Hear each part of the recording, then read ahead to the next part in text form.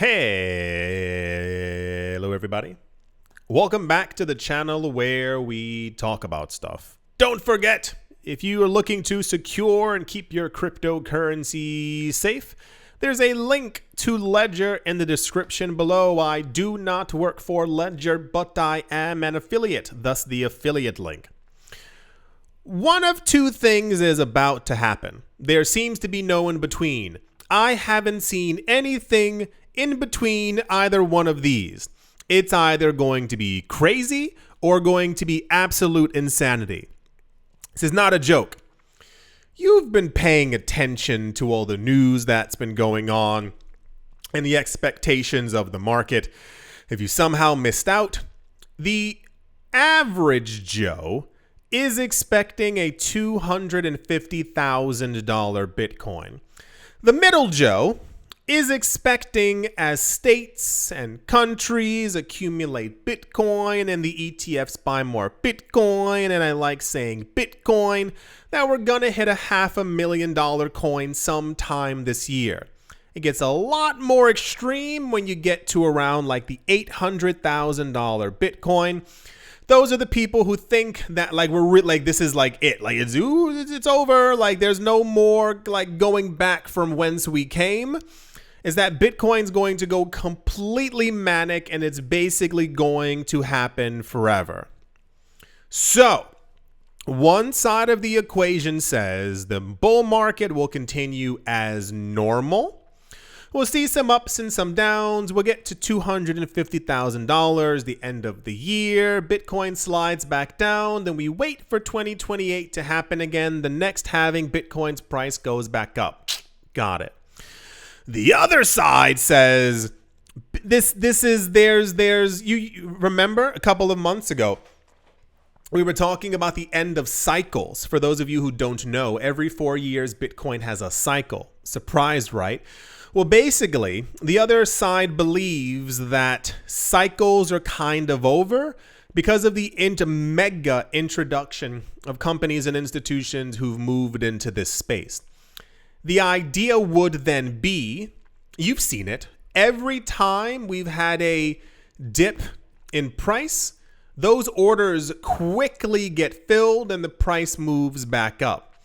Upon hearing that, we could potentially have another 10, 15, 20 countries looking to get into Bitcoin, not just individual states or Vancouver or Miami and all these other things, that any time that someone would think about selling, you'd be competing with about 18,000 other entities who have constant buy orders for Bitcoin, waiting once again for smaller individuals and retail investors to basically empty their bags.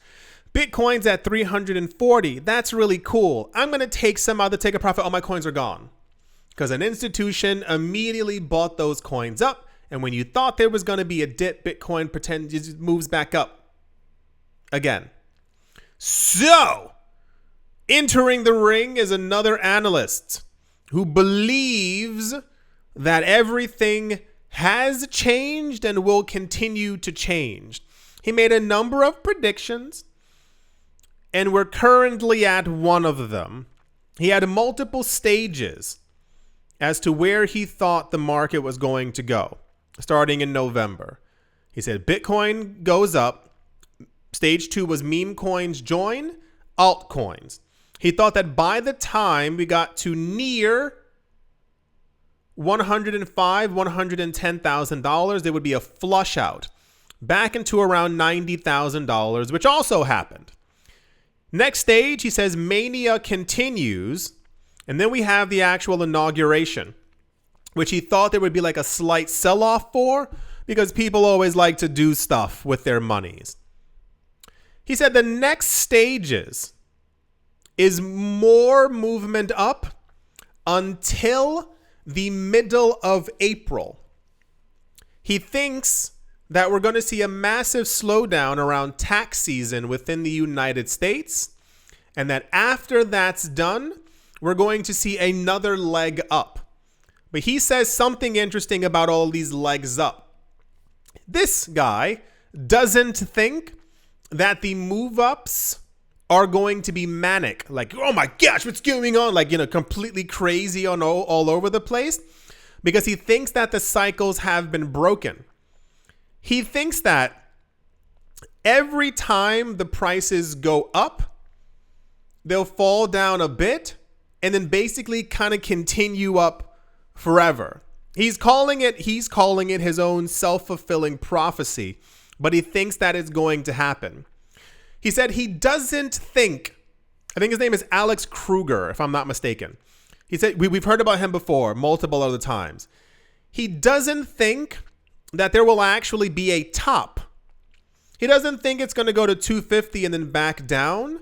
He says he's expecting corrections, but he thinks that we are in an eternal super cycle that may never actually end. He said there is no top. That's the whole point of a super cycle. He said we're going to have some pullbacks instead.